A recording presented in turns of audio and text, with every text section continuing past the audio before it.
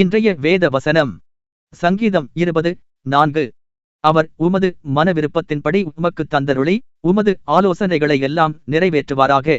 பிரியமானவர்களே, உங்கள் மன விருப்பத்தின்படி தருகிற தேவன் ஒருவர் இருக்கிறார். நீங்கள் என்ன எதிர்பார்த்து இருக்கிறீர்களோ அதை உங்களுக்கு தருவதற்கு தேவன் சித்தமாயிருக்கிறார். ஏனென்றால் அவர் உங்களை நேசிக்கிறபடியால். நீங்கள் அவரை நேசிப்பதினால் அல்ல. அவர் உங்களை ஆதியிலிருந்து நீங்கள் கருவில் இருக்கும் பொழுதே உங்களை நேசிக்கிறார். அதனாலே உங்களுடைய வாழ்நாள் முழுவதும் நன்மையும் கிருபையும் பின்தொடரும்படியாய் செய்கிறார். என்னுடைய வாழ்க்கையில் நன்மையையும் கிருபையும் தொடருகிறதை நான் பார்க்க முடிகிறது.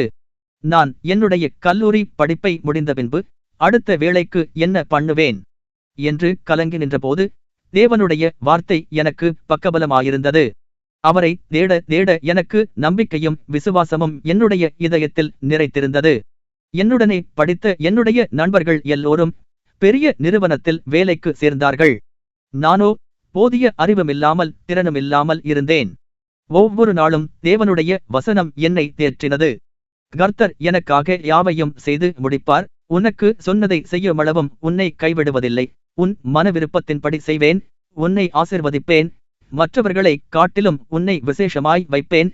இப்படி பல வார்த்தைகளை சொல்லி என்னை பிளப்படுத்தினார்.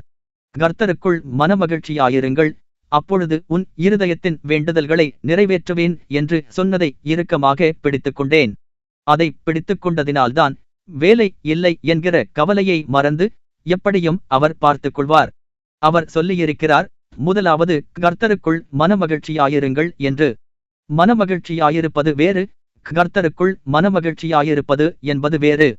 சகலவற்றையும் படைத்த தேவன் என்னை வழிநடத்த அவரால் கூடாமற் போகுமோ என்று சிந்தித்தேன். நல்ல ஒரு வேலையை கொடுப்பீராக என்று ஜெபித்தேன். கர்த்தர் என் மன விருப்பத்தின்படி எனக்கு செய்தார். எனக்கன்பானவர்களே, இன்றைக்கு நீங்களும் ஏதாவது ஒரு குறையோடு ஒரு தேவைகளை எதிர்பார்த்து கொண்டு இருக்கலாம். உங்கள் இருதயத்தை எதினால் நிரப்புறீர்களோ அதையேதான் நீங்கள் பார்ப்பீர்கள். உதாரணத்துக்கு, தேவைகளை நினைத்து குறைகளை நினைத்து கவலைப்பட்டு கொண்டிருந்தால் இறுதி வரைக்கும் கவலைப்பட வேண்டியதுதான். உங்களுக்கு ஒரு பத்திரத்தை முன்பாக வைத்திருக்கிறார். அதிலே உங்களுக்கு வேண்டிய சகலவித ஆசிர்வாதங்களும் இருக்கிறது. அதை சுதந்தரிக்க வேண்டுமென்றால் அதில் சொல்லப்பட்டதைப் போல செய்வீர்களானால் நீங்கள் அதை அடையலாம்.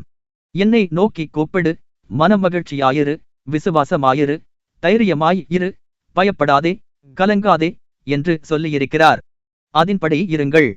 அப்பொழுது உங்கள் மன விருப்பத்தின்படி உங்களுக்கு தந்தருளுவார். கர்த்தர் உங்களை ஆசீர்வதிப்பாராக.